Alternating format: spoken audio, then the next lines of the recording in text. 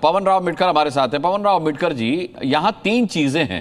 पहली चीज है 6 दिसंबर बाबरी विध्वंस की बरसी का दिन, दूसरी चीज है ममता बनर्जी की सद्भावना रैली, और तीसरा है एसआईआर जो पश्चिम बंगाल में होना है आगामी विधानसभा चुनाव से पहले।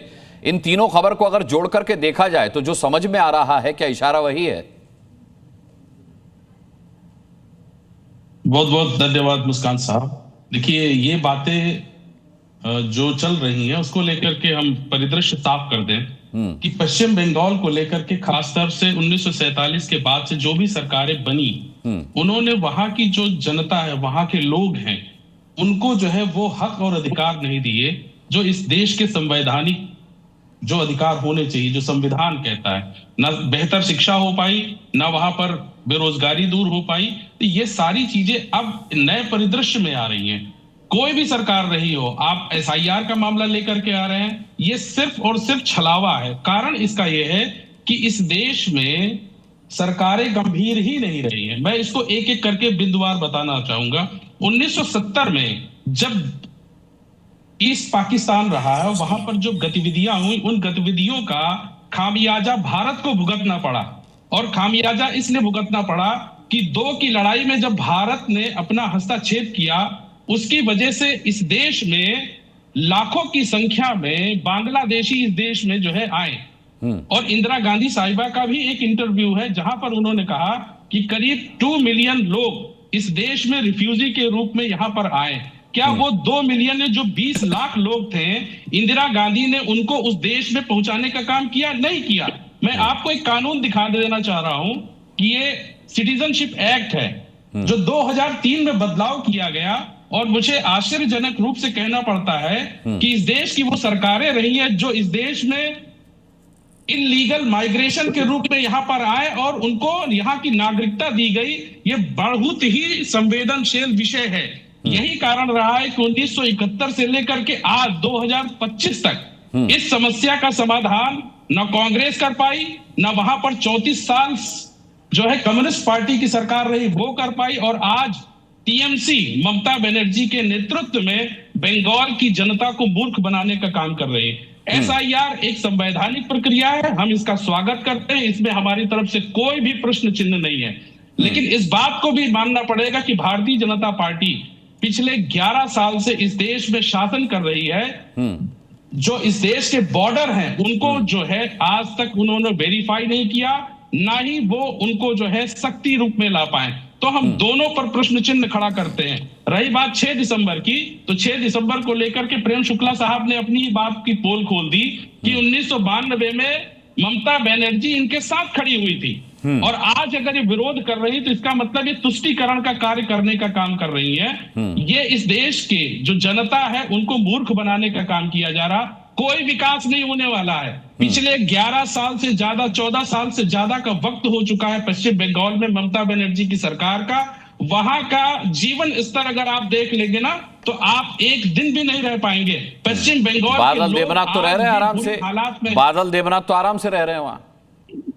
बादल देवनाथ को तो कुछ पता ही नहीं है ना, ये सिर्फ सत्ता की मलाई खाना जानते हैं, इसके अलावा इनको कुछ नहीं पता। वहां के लोग किस तरह से बुरे हालात में रह रहे हैं उनको नहीं पता। महिलाओं के साथ किस तरह से अत्याचार दुराचार हो रहा है उसको लेकर के मखौल उड़ाते हैं। ये पश्चिम बंगाल के मुसलमानों का वोट लेकर के सत्ता में आते हैं और वहां के मुसलमानों का ही शोषण करते हैं। आप वहां की अच्छा पवन राव मिटकर जी, अभी जो बिहार के चुनाव नतीजों में आपकी पार्टी ने शानदार प्रदर्शन किया है, कांग्रेस से कहीं बेहतर प्रदर्शन एमआईएम का रहा है, तो पश्चिम बंगाल के चुनाव में क्या प्लान बना रहे हैं? अब किस तरीके से एंट्री मारेंगे असदुद्दीन ओवैसी, क्योंकि वहां 100 सीटें ऐसी हैं जहां पर मुस्लिम वोटर्स का अच्छा खासा प्रभाव है। मुस्कान साहब, देखिए, हमारा ये कर्तव्य बनता है कि इस देश के वो नागरिक जिनको अधिकार मिलना चाहिए और अधिकार के आधार पर उनका जो है विकास होना चाहिए, हम उसकी बात करते हैं। जो भी हमारी बात को समझता है वो हमारे लिए वो खड़ा होता है, हम उसके लिए बात करेंगे। पश्चिम बंगाल में भी हम अपनी बात को मजबूती से रखेंगे।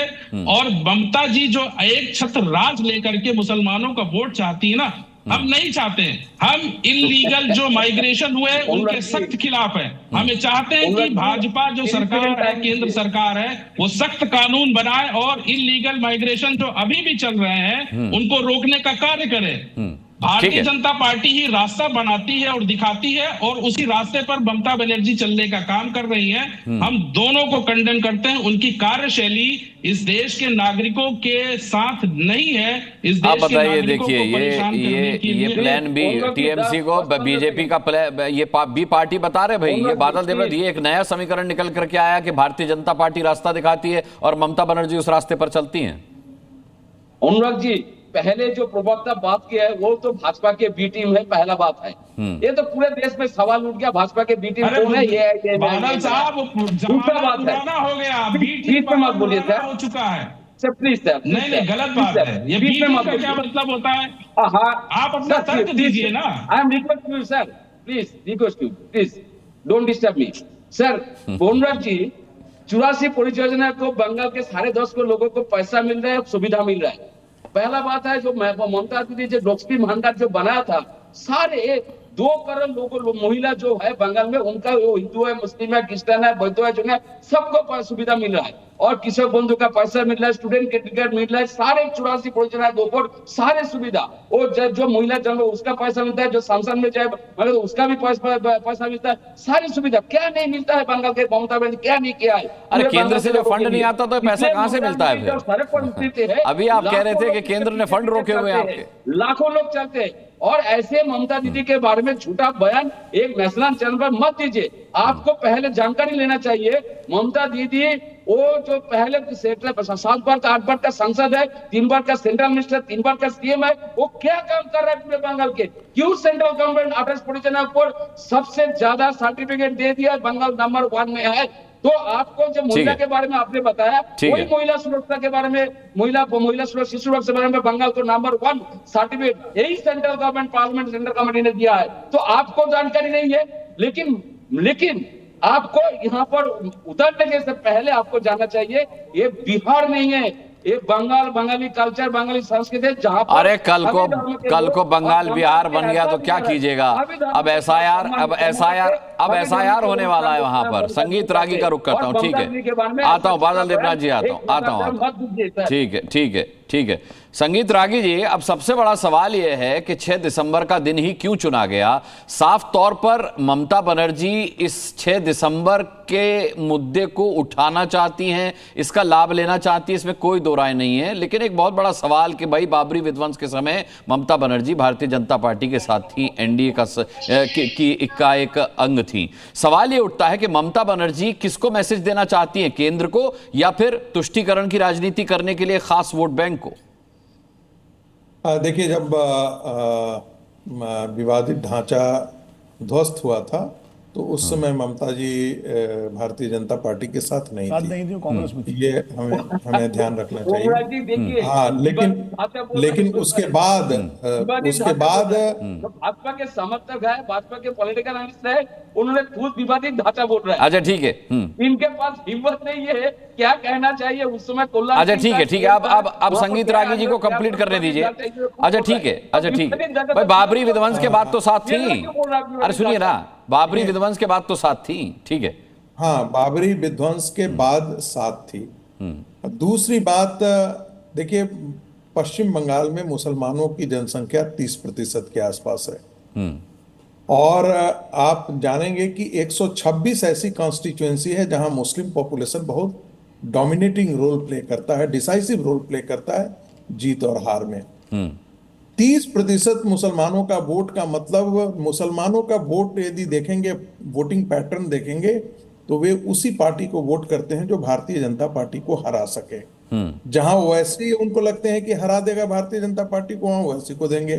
जहां आरजेडी को लगता है कि वो हरा सकते हैं, जहां कांग्रेस को लगता है वो हरा सकते हैं, जहां अखिलेश को लगता है वो हरा सकते हैं, तो उनको वो वोट करते हैं। ये बहुत साफ साफ है। तो 30% के बेस से वहां पर तृणमूल कांग्रेस काम करती है, वो उसका बेसिक बॉटम लाइन है।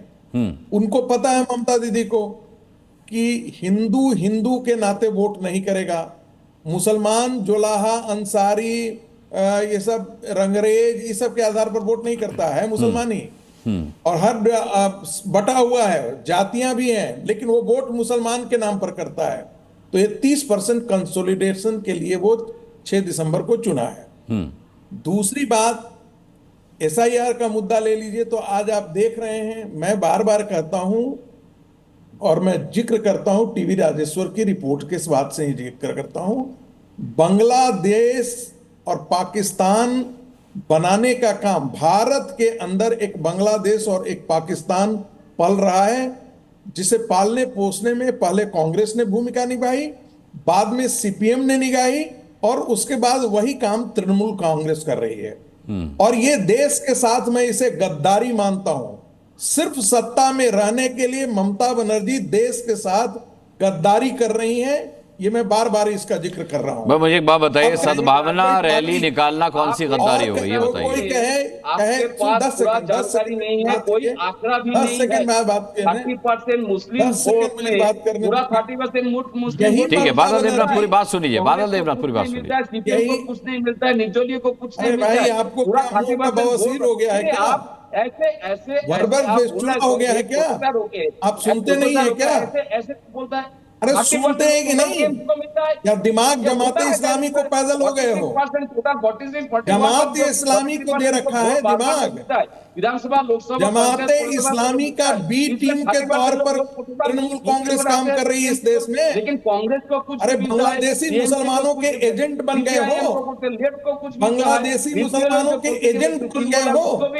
जब बांग्लादेश के अंदर हिंदू मारे जा रहे थे, तुम्हारी क्यों नहीं बोल रही थी? क्यों नहीं बोल रही थी? एक सब तुमसे नहीं निकल रहा था। जिन बांग्लादेशी मुसलमानों को पाल पोस करके रख रहे हो, एक दिन वही तुम्हारे हालात करे कहेंगे जो कश्मीर के अंदर हिंदुओं का किया उन्होंने। अभी तुम नहीं समझे ना, तुम्हारे घर तक घुस करके मारेंगे वो। अभी तुम्हें सुनाई नहीं, अभी तुम्हें इसका नहीं है। ठीक है, विनोद अग्निहोत्री जी का रुख करता हूँ। ठीक है, लेकिन घुसने कौन दे रहा है? घुसने तो BSF दे रहा है। अरे घुसने अच्छा, BSF घुसने दे रहा है। अरे कमाल कर रहे हैं आप बादल देवनाथ, आप देश की सेना पर। अरे ये घोर आपत्तिजनक है, ये घोर आपत्तिजनक है। ना, ये घोर आपत्तिजनक है कि घुसपैठियों को BSF घुसने दे रही है अंदर। कमाल कर रहे हैं आप Badal Devnath. BSF first line of defence है, फर्स्ट लाइन ऑफ डिफेंस कहलाती है BSF। आप क्या बात कर रहे हैं? आप आरोप लगा रहे हैं देश की सेना पर। यही राजनीति भारी पड़ती है आप लोगों को कि देश की सेना पर आप सवाल उठाते हैं। नहीं, गलत बात। BSF घुसने दे रही। गृह मंत्री साफ कर चुके हैं, गृह मंत्री साफ कर चुके हैं कि घुसपैठिए पश्चिम बंगाल में कैसे आते हैं नदियों के रास्ते। ना, ये गलत बात नहीं। ठीक है, विनोद अग्निहोत्री। अच्छा रुक जाइए, आप सबसे ज्यादा बोले हैं बादल देवनाथ, आप अब तक सबसे ज्यादा इस डिबेट में बोले। अब जरा शांत हो जाइए।